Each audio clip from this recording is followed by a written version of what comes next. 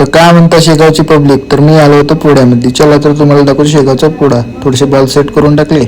हे आहे शेगावचं मंदिर, हनुमान मंदिर या नावाने ओळखलं जाते. आणि इथं पूजा होतात, त्याच्यानंतर पोळा भरतात. तर अशा प्रकारे बघा, तर पूर्ण पब्लिक जमा झालेली आहे. तर सगळेजण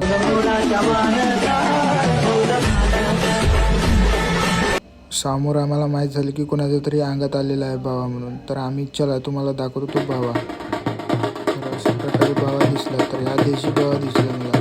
तर एकदम बाबासारखंच नाचत होता. या डॉगी पण आला होता पोळा बघायला. समोर कोणीतरी म्हणत होतं की गाणे म्हणत आहे महादेवाचे. चला तर तुम्हाला ऐकवतो.